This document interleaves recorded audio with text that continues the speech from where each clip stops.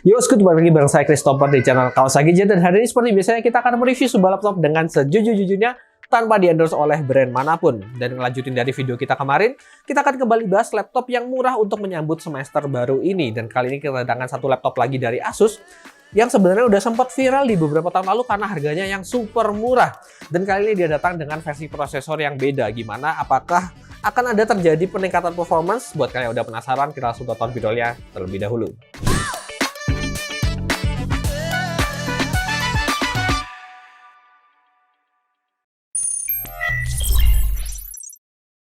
Ini adalah Asus E410 KAO VIPS 621 dan sebenarnya udah pernah di review Rico 2 kali tapi menggunakan prosesor yang berbeda. Yang pertama menggunakan Celeron N4020, kemudian yang kedua menggunakan Intel Pentium Silver N5030, sedangkan yang kali ini kita review menggunakan Pentium Silver N6000. Dan laptop ini udah dibekali dengan OS Windows 11 dan juga Office of Student 2021. Untuk harganya dari Rp5.469.000 dilengkapi dengan garansi 2 tahun, jadi tentunya ini harga yang menarik banget. Kalau ngomongin desain, dia masih keren walaupun menggunakan plastik polikarbonat untuk material bodinya. Bisa didengar sendiri. Warna di punggung layar juga ada efek kayak hologram gitu yang bisa berubah warna tergantung dari arah pandangan kita. Keyboardnya termasuk yang lumayan empuk dan punya feel padded, dilengkapi dengan backlit keyboard dengan 3 tingkat kecerahan warna. Tombol enternya juga dibuat spesial dengan sekelilingnya diberi warna hijau stabilo yang menyala banget, bikin desainnya nggak kelihatan flat dan ngebosenin. Untuk dimensi sendiri ada di 3,2 cm x 21,7 cm dengan ketebalan cuma di 1,8 cm aja dan bobotnya di 1,3 kg. Untuk kelas entry level, bodinya ini termasuk compact dan ringan banget, dan untuk skor desain keseluruhannya kita juga suka, jadi kita bisa berikan skor 8,5 poin. Lanjut ke bagian layar, dia punya 78% screen to body ratio, artinya untuk bezelnya sendiri sebenarnya nggak terlalu tebal dan ini bikin dimensi laptop ini jadi lebih compact. Layarnya berukuran 14 inch Full HD 1920x1080 aspek rasio 16:9 dan sudah menggunakan panel IPS anti glare. Color gabutnya ada di 45% anti-AC alias sekitar 60-an% sRGB.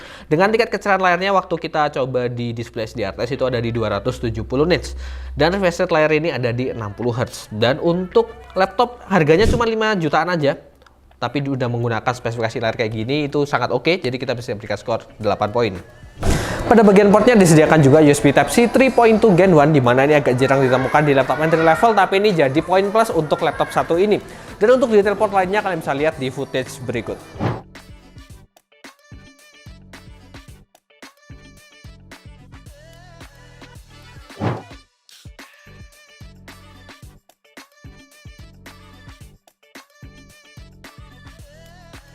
Selanjutnya untuk fiturnya dalam segi konektivitas, dia menggunakan Wi-Fi 5 dan juga Bluetooth 4.1. Lalu terdapat software Asus di mana kalian bisa mengatur beberapa settingan seperti biasanya, seperti misalnya mode pengecasan baterai, lalu untuk konektivitasnya juga.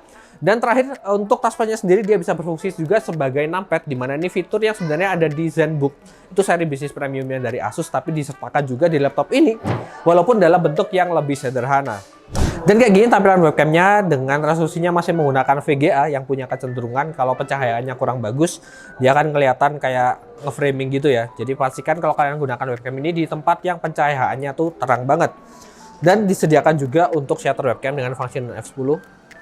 Dia langsung nggak ngedetect. Dan untuk nyalainnya lagi juga cepat banget. Nice. Untuk skor fitur secara keseluruhan, karena ini laptop entry level tapi punya beberapa fitur yang oke banget, jadi kita bisa berikan skor 8 poin. Sekarang kita akan bahas mengenai performance dari prosesor Intel Pentium Silver ini, dan untuk detailnya kalian bisa lihat di sebelah sini. Dia menggunakan Intel Pentium Silver, tepatnya N6000, dengan 4 core 4 thread, base clock speednya 1,1 GHz dan boostnya di 3,3 GHz. Sudah menggunakan fabrikasi 10 nanometer Intel Superfin, jadi bukan menggunakan yang 14 nanometer lagi. Dan untuk electric case-nya di 4 MB serta TDP prosesor ini ada di 6 Watt. Lalu untuk hasil pengujiannya, untuk R15 kita dapatkan di 311 CB. Untuk R20 single core-nya di 206 poin, sedangkan untuk multi core-nya di 649 poin. Dan kalau hasil performance ini kita bandingin sama versi E410MA yang menggunakan Pentium Silver N5030, itu hasilnya kira-kira kayak gini. Dan untuk R15 sendiri dia ada kenaikan sekitar 21%. Untuk R20 single core-nya dia naiknya tinggi banget, yaitu di 94%, sedangkan R20 multi core-nya ada di 16%. Selanjutnya untuk rendering 3D menggunakan Blender, CPU rendernya kita dapatkan di 34 menit 28 detik. Ya walaupun masih bisa dipakai, tapi ini bukan tugas yang ideal yang bisa dijalankan di Pentium Silver ini. Jadi sebaiknya nggak kalian gunakan untuk rendering 3D. Untuk RAM bawaannya dia 4 GB DDR4 dengan speednya di 2933 MHz. Dan sayangnya kalian nggak bisa upgrade karena nggak terdapat slot SODIMM, jadi semuanya itu tersolder ke mainboard. Sedangkan untuk storage-nya sendiri dia menggunakan SSD NVMe berkapasitas 256 GB dan untuk speed-nya sendiri di read-nya ada di 2486 MB per second, sedangkan write-nya cuma di 975 MB per second. Dan kalau kalian ngerasa terutama untuk speed write-nya ya yang masih kurang, kalian bisa copot dan kalian ganti dengan speed yang lebih tinggi lagi, misalnya di 2000-an sampai di 3000-an. Untuk integrated graphics-nya dia hanya menggunakan Intel UHD Graphics dan kita uji untuk rendering video di Premiere. Untuk video 4K 1 menit cut-to-cut tanpa efek dan hanya single layer kita dapatkan waktu di 7 menit 53 detik. Kemudian kita juga coba untuk video Full HD 1080 pixel tetap 1 menit cut-to-cut tanpa efek dan hanya single layer kita dapatkan waktu di 5 menit 41 detik.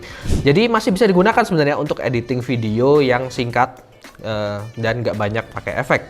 Selanjutnya untuk pengujian simulasi gaming menggunakan 3D Mark di Test Time Spy kita dapatkan skor di 127 poin. Untuk First Strike di 489 poin, sedangkan untuk stress test sendiri dia nggak lolos dengan angka di 81%. Dan sekali lagi ini nggak ada detail suhunya berapa, sama seperti review kita yang sebelumnya. Cuma ada FPS rata-rata di sekitar 4, sekian dan GPU load-nya ada di 97 sampai 99%. Jadi tentu aja dia nggak bisa dipakai untuk mainin game-game berat seperti yang kita coba di laptop pada umumnya. Dan berikut adalah grafik perbandingan 3D Mark V Strike laptop ini dibandingkan beberapa laptop yang sudah pernah kita uji sebelumnya.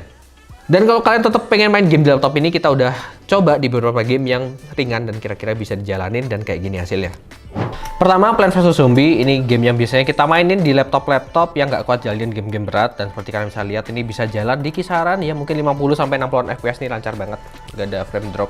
Tentu saja tetap harus nyolok charger ya supaya lebih lancar. Selanjutnya ada game Heroes of the Dark. Ini tipikalnya kayak idle RPG di game handphone pada biasanya dan ini bisa kalian dapatkan di Microsoft Store. Jadi ini fungsinya sama persis seperti Play Store dan kalian bisa dapetin game-game kayak gini.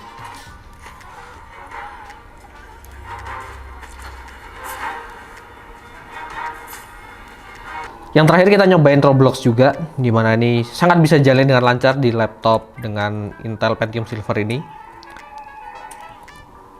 Dan bisa dilihat sendiri, ya lancar banget lah untuk gameplaynya, nggak ada frame drop yang parah.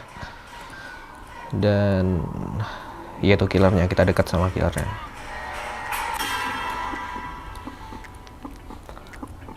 Untuk skor performance secara keseluruhan untuk harga 5 jutaan ini masih cukup decent, jadi kita bisa berikan skor 7,5 poin. Dan kalau kalian bongkar laptop ini, di dalamnya kalian akan menemukan metal blocking untuk sistem pendinginannya karena nggak terdapat fan sama sekali. Dan untuk bagian yang bisa di-upgrade cuman SSD bawaannya, jadi kalian bisa cabut SSD M.2 bawaannya dan kalian pasang ke SSD yang kalian inginkan. Dan berikut adalah detailnya.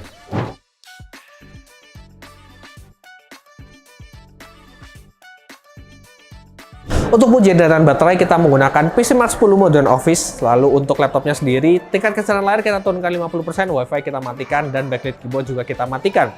Dan hasilnya kita dapatkan cuma di hampir 5,5 jam, dimana ini turunnya tuh cukup jauh dibandingkan dengan E410MA yang menggunakan Celeron N5030 kemarin. Jadi untuk skor dayaan baterai kita cuma bisa berikan skor 7 poin. Kesimpulannya harga 5 juta untuk laptop ini tuh worth it banget sih. Penggunaannya sekarang bukan cuma terbatas untuk anak SD aja, tapi bisa digunakan untuk bekerja juga. Walaupun ada sedikit keterbatasan dengan RAM-nya yang cuma 4 GB dan non-upgradable. Jadi untuk pekerjaan yang makan resource agak banyak mungkin kurang maksimal di laptop ini. Tapi udah terbantu dengan prosesor yang udah punya 4 core dan 4 thread, sehingga harusnya untuk pekerjaan-pekerjaan standar kayak misalnya ngetik dokumen, edit data di spreadsheet tuh masih nyaman dikerjakan di laptop ini. Jadi untuk total skornya setelah kita total dan kita bagi 5 ada di 7,8 poin. Segitu aja review kita kali ini. Terima kasih buat kalian semua yang udah menonton. Jangan lupa like dan juga subscribe untuk membantu channel kita lebih berkembang lagi.